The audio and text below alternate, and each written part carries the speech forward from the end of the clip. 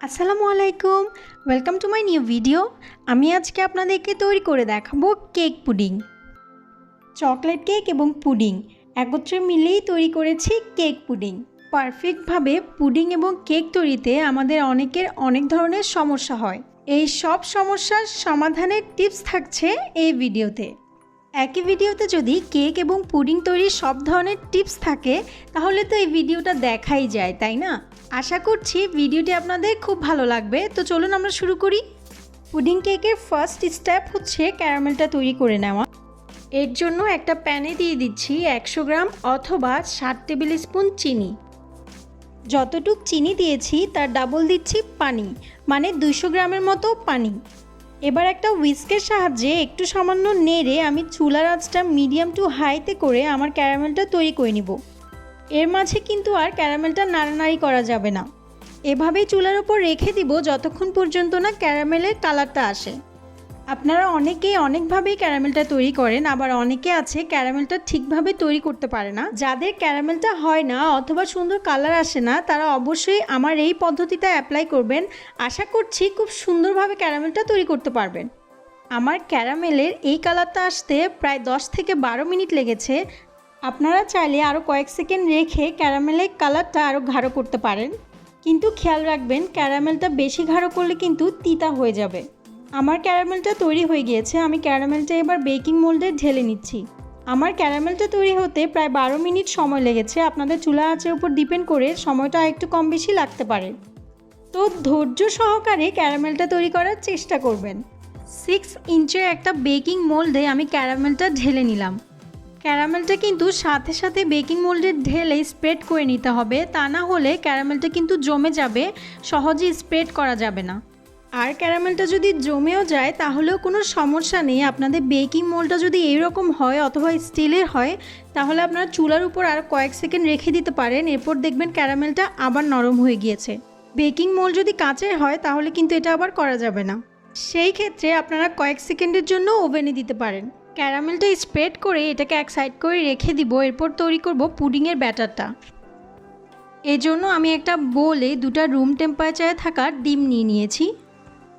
একটা হুইস্কের সাহায্যে ডিমগুলোকে খুব ভালো করে ফেটে নিচ্ছি।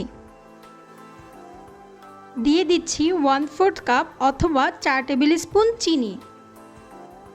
এবার একটা হুইস্কের সাহায্যে চিনি এবং ডিম খুব ভালো করে মিশিয়ে নিচ্ছি যতক্ষণ পর্যন্ত না চিনিটা ডিজলভ হয়ে যায় এবং ডিমটা হলুদ কালার থেকে সাদা কালারে চলে আসে।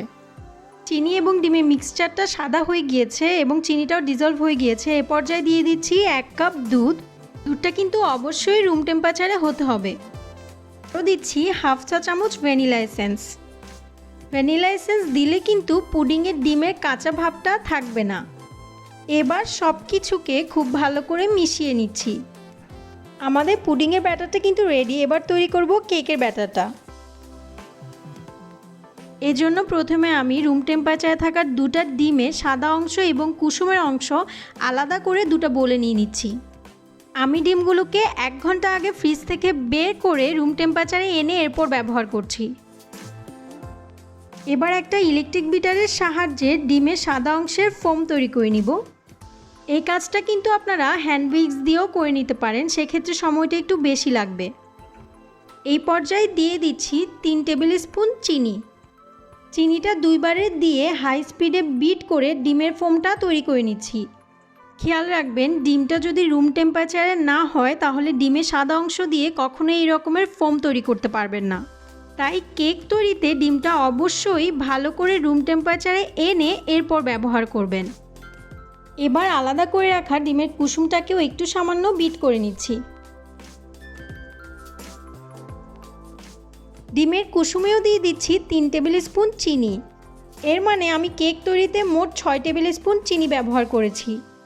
এবার চিনি এবং ডিম খুব ভালো করে বিট করে যতটুক সম্ভব চিনিটাকে গলিয়ে নিব। দিয়ে দিচ্ছি 3 টেবিল স্পুন তেল। আরও দিচ্ছি 1/2 চা চামচ ভ্যানিলা এসেন্স। মিডিয়াম স্পিডে সব কিছুকে একটু সামান্য মিশিয়ে নিচ্ছি। এবার শুকনো উপকরণগুলো চেলে দেওয়ার পালা। প্রথমে দিয়ে দিচ্ছি 1/4 কাপ অথবা 4 টেবিল স্পুন ময়দা। আরও দিচ্ছি 2 টেবিল স্পুন কোকো পাউডার এবং হাফ চা চামচ বেকিং পাউডার। সব কিছুকে খুব ভালো করে চেলে নিচ্ছি। কেক তৈরিতে অলওয়েজ চেষ্টা করবেন শুকনো উপকরণগুলোকে এভাবে চেলে দিতে, এতে করে কেকের ব্যাটারটা অনেক স্মুথ হবে এবং কেকটা স্পঞ্জি হবে। একটা স্প্যাচুলার সাহায্যে সব কিছুকে খুব ভালো করে মিশিয়ে নিচ্ছি। এবার তৈরি করে রাখা ডিমের সাদা ফোমটা 3 বারে দিয়ে খুব ভালো করে মিক্স করে নিচ্ছি। এ পর্যায়ে চেষ্টা করবেন ব্যাটারটাকে একদিক থেকে ঘুরিয়ে ঘুরিয়ে মিক্স করতে, এতে করে ব্যাটারের লাম্পস ক্রিয়েট হবে না। অলওয়েজ যে কোনো কেক তৈরিতে যদি আপনারা ডিম ব্যবহার করেন তাহলে ডিমের সাদা অংশটাকে এভাবে ফোম করেই কেকটা তৈরি করবেন, এতে করে কিন্তু কেকটা অনেক ফ্লাফি এবং সফট হবে। ব্যাটারটাকে কিন্তু কোনোভাবেই ওভারমিক্স করা যাবে না। আর বেকিং পাউডার দেওয়ার সাথে সাথেই কিন্তু কেকটাকে বেক করে ফেলতে হবে। যদি ব্যাটারটাকে আপনারা অনেকক্ষণ বাহিরে রাখেন তাহলে কিন্তু বেকিং পাউডারের কাজটা কমে আসবে আর কেকটা একদমই ফ্লাফি হবে না। কেক ব্যাটারও রেডি। এবার সব কিছুকে বেকিং মোল্ডে ঢেলে নেওয়ার পালা। এর জন্য প্রথমে পুডিংয়ের মিক্সচারটা আমি একটা ছাঁকনির সাহায্যে ছেঁকে নিচ্ছি। আপনারা লক্ষ্য করলেই বুঝবেন আমি কিন্তু পুডিংয়ের মিক্সচারটাকে 2 বার ছেঁকে নিচ্ছি।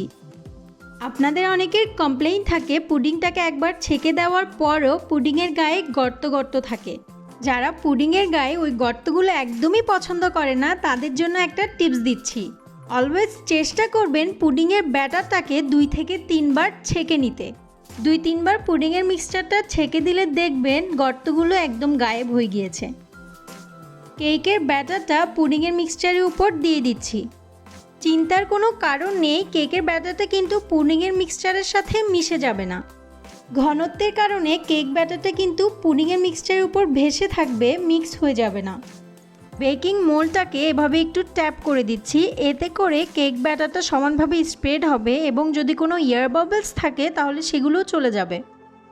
বেকিং মোল্ডটা একটা ফয়েল পেপার দিয়ে ঢেকে দিচ্ছি। আপনাদের কাছে যদি ফয়েল পেপার না থাকে আপনারা কিন্তু যে কোনো স্টিলের ঢাকনা দিয়েও ঢেকে নিতে পারেন। আজকে পুডিং কেকটাকে আমি চুলায় বেক করব, তাই চুলায় একটা প্যান বসিয়ে এতে দিয়ে দিচ্ছি 2 কাপ পানি। এরপর পানিতে একটা টাওয়াল দিয়ে দিচ্ছি, এর উপরে আমি বেকিং মোল্ডটা বসিয়ে দিব। অনেক সময় পুডিং বেক হওয়ার পর দেখবেন পুডিংয়ের উপরে 2-3টা ফাটল হয়ে গিয়েছে। ওই ফাটলগুলো থেকে রক্ষা পাওয়ার জন্যেই এভাবে একটা কিচেন টাওয়াল অথবা যে কোনো কাপড় বেকিং মোল্ডের নিচে দিয়ে দিবেন, এতে করে পুডিংয়ের উপরে ওই ফাটলগুলো হবে না। প্যানে থাকা পানিটা আমি 5 মিনিটের জন্য মিডিয়াম আঁচে গরম করে নিয়েছি। এরপর আমি বেকিং মোল্ডটা বসিয়ে দিলাম। এবার চুলার আঁচটা মিডিয়াম টু লোতে করে আমি কেকটাকে বেক করব 45 থেকে 50 মিনিট। আপনাদের চুলার আঁচের উপর ডিপেন্ড করে সময়টা আর একটু কম বেশি লাগতে পারে। আর যারা কেক পুডিংটাকে ওভেনে বেক করতে চান তাদের জন্য স্ক্রিনে আমি টেম্পারেচারটা দিয়ে দিয়েছি, আপনারা চাইলে দেখে নিতে পারেন। প্রায় 50 মিনিট পর আমার কেক পুডিংটা কিন্তু রেডি। আমি একটা টুথপিক দিয়ে কেক পুডিংটাকে চেক করে নিচ্ছি। এবার কেক পুডিংটাকে চুলা থেকে নামিয়ে রুম টেম্পারেচারে রেখে পুরোপুরি ঠান্ডা করে আমি 1 ঘন্টার জন্য নর্মাল ফ্রিজে রেখে দিব। নর্মাল ফ্রিজ থেকে বের করে আমি কেক পুডিংটাকে ডিমোল্ড করে নিচ্ছি। ব্যাস তৈরি হয়ে গেল খুবই মজার চকলেট কেক পুডিং। চেষ্টা করেছি এক ভিডিওতেই কেক এবং পুডিং তৈরির সব ধরনের টিপস শেয়ার করতে। আশা করছি ভিডিওটি আপনাদের খুবই উপকারে আসবে। আমি কেক পুডিংটা একটু কেটে দেখাচ্ছি ভিতরে কেমন হয়েছে। দেখতেই পাচ্ছেন কেক পুডিংটা মাশাআল্লাহ অনেক পারফেক্ট হয়েছে। তো এই চকলেট পুডিং কেক আপনারা বাসায় অবশ্যই তৈরি করবেন, আর কেমন লাগলো তা কিন্তু আমাকে কমেন্ট করে বলতে ভুলবেন না। আমার ভিডিওটি ভালো লাগলে ভিডিওতে অবশ্যই লাইক করবেন এবং আপনাদের ফ্রেন্ডস অ্যান্ড ফ্যামিলিদের সাথে আমার ভিডিওটা শেয়ার করবেন। আর যারা এখনও আমার চ্যানেল সাবস্ক্রাইব করেনি তারা প্লিজ আমার চ্যানেলে সাবস্ক্রাইব করবেন এবং পাশে থাকা বেলটাও কিন্তু অন করে দিবেন, এতে করে আমার সবগুলো ভিডিও নোটিফিকেশান কিন্তু পেয়ে যাবেন। আপনাদের সাথে আবার দেখা হবে ইনশাল্লাহ। সবাই খুব ভালো থাকবেন। আল্লাহ হাফিজ। আসসালামু আলাইকুম।